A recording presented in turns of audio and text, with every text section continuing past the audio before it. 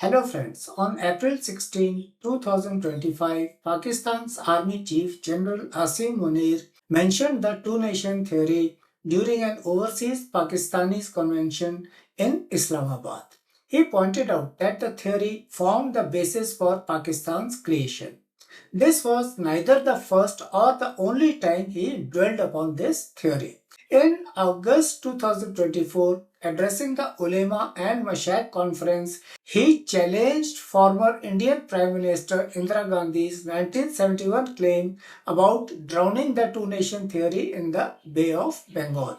Again, on April 26, 2025, at the Military Academy graduation ceremony in Abbottabad, he played up the military's role in protecting Pakistan's ideological foundations. Of course, Munir's speeches drew inspiration from the historical context for the Indian subcontinent, which includes the two-nation theory. According to this theory, Hindus and Muslims possess unique religious, cultural, and social identities. So they were two separate nations deserving of independent homelands of their own. This theory's influence led to the division of British India in 1947 into India and Pakistan. However, East Pakistan becoming Bangladesh in 1971 and the Balochistan-type persistent separatist movements cast doubt on the theory's validity and sustainability. The two-nation theory's intellectual basis stemmed from the Muslim elite's fear of being sidelined in independent India, which was predominantly Hindu.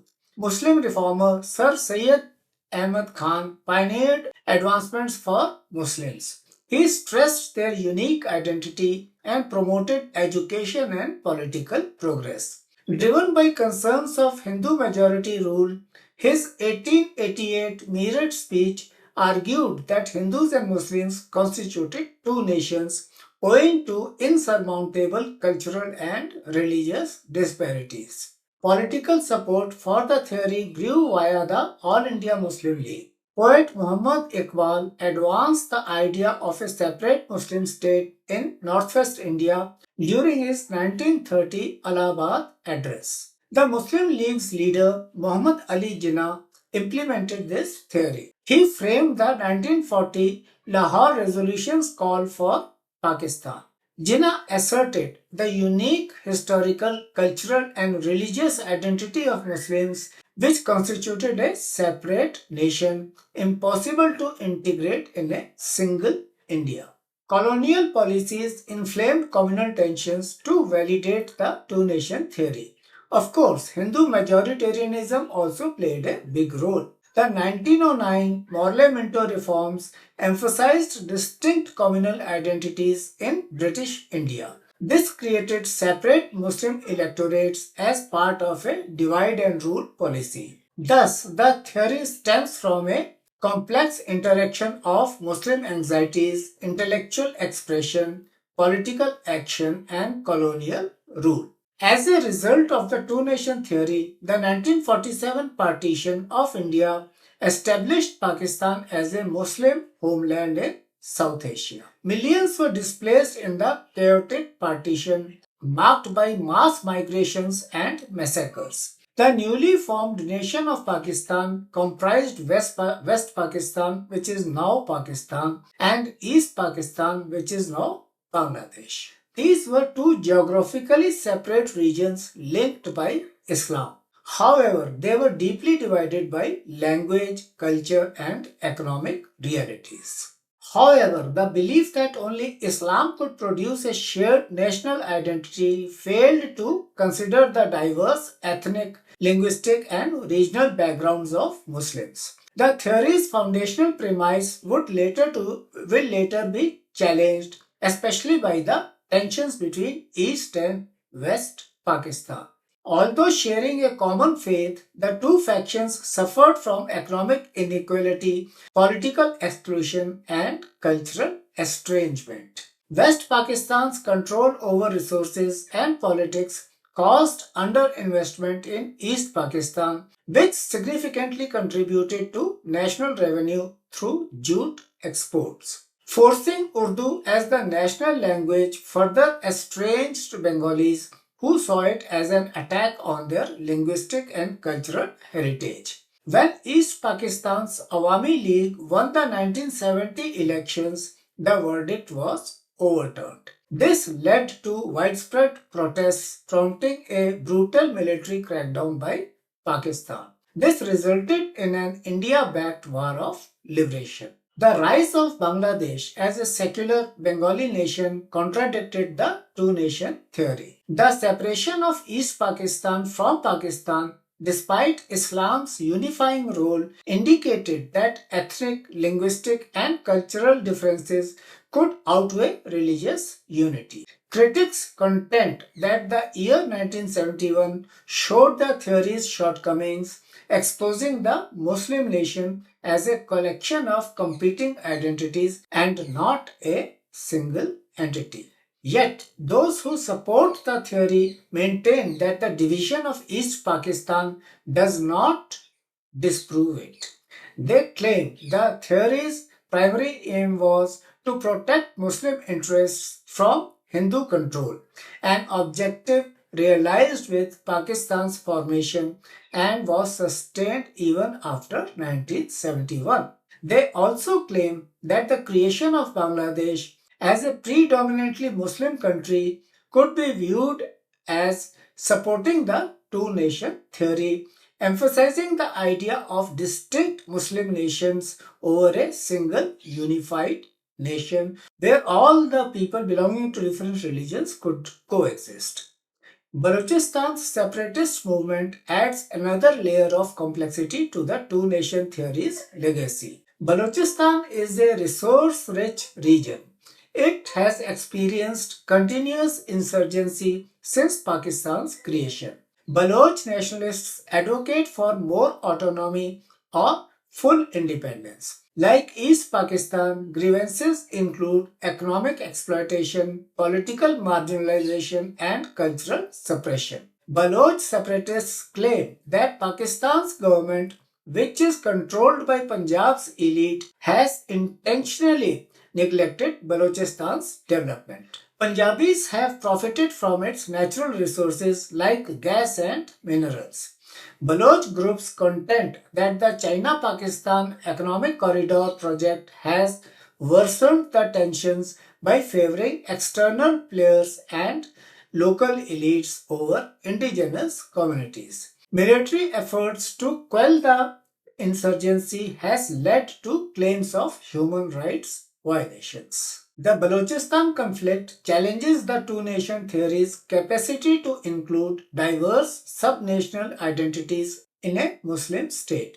While the theory proposes Islam as the unifying element, ongoing ethnic frictions highlight the inadequacy of religion alone in resolving regional grievances. Both the Baloch and Bengali movements highlight the conflict between centralized government and diverse ethnic groups, thus questioning the idea of a unified Muslim nation. To determine if the two-nation theory failed, we need to analyze its original aims and its flexibility in the post-partition era. Its principal objective was creating a Muslim homeland, ensuring religious and political rights. Pakistan's creation and continued existence as a Muslim majority nation, even after losing East Pakistan, is at best a qualified success. But internal strife has undercut the theory's broader goal of a unified Muslim nation. Linguistic, ethnic, and cultural variations supersede religious identity. These challenges expose the limitation of the two-nation theory, which underestimated the diversity of Muslim identity while overestimating the unifying force of Islam. Besides, the theory's use has been hampered by Pakistan's ham-handed nation-building efforts. Centralizing power and promoting Urdu as the state's identity has angered non-Punjabi minorities, leading to increased separatism. Religious extremism and sectarian violence in Pakistan undermine the idea of a unified Muslim nation with differing Islamic interpretations dividing the country. We cannot ignore the Shia, Sunni, and Sunni versus Ahmadiyas, etc. fault lines. Nonetheless, reasons for the theory's failure are nuanced and complex.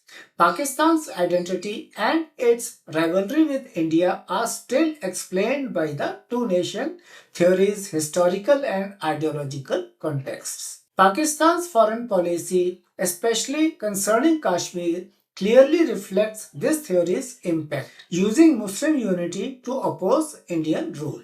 Additionally, Bangladesh, a Muslim-majority nation, supports the theory's focus on religious identity, though in a less unified or aggressive way. The partitioning of India can be compared to similar ethno-religious splits in Ireland and Yugoslavia. Ireland's partition into a Catholic majority republic and Protestant majority Northern Ireland failed to resolve conflict, fueling decades of violence known as the Troubles. Yugoslavia's disintegration along ethnic and religious lines, that is, Serbs, Croats, and Bosniaks, led to brutal wars, ethnic cleansing, and fragmented states still grappling with instability. In all cases, carving nations based on similar identities ignored complex overlapping loyalties, exacerbating divisions rather than resolving them. Separating states by identity didn't solve internal conflict or prevent further fracturing in any instance. This indicates that Pakistan's challenges mirror the wider struggles of building nations based on single identities.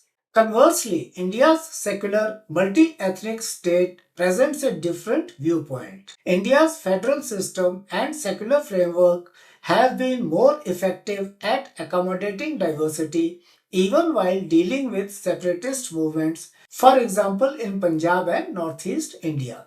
This comparison prompts us to consider if a more inclusive federal approach in Pakistan might have lessened the crisis in East Pakistan and Balochistan, possibly bolstering the two-nation theory's application. The two-nation theory profoundly shaped South Asia's political landscape, providing the ideological foundation for the creation of Pakistan as a separate Muslim state. Originating from fears of Muslim marginalization in a Hindu-majority India, the theory galvanized political and intellectual movements that culminated in the 1947 partition. However, the secession of East Pakistan in 1971 and ongoing unrest in regions like Balochistan exposed the limitations of religion as the sole unifying force in a diverse society. These developments highlight that while the two-nation theory succeeded in creating Pakistan, it has struggled to sustain a cohesive national identity across ethnic and regional fault lines.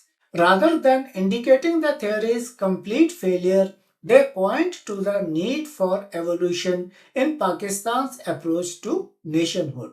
The exclusive reliance on religion has proven inadequate for addressing complex internal dynamics. To ensure long-term stability and unity, Pakistan must adopt a more inclusive model that blends religious identity with respect for ethnic and regional aspirations. The two-nation theory remains historically significant, but its role must now be reinterpreted, not as a rigid doctrine, but as a starting point in an ongoing process of national integration. This would go a long way in bringing peace, prosperity, and harmony to South Asia. In case you have liked my video, please do like, subscribe, comment, and share.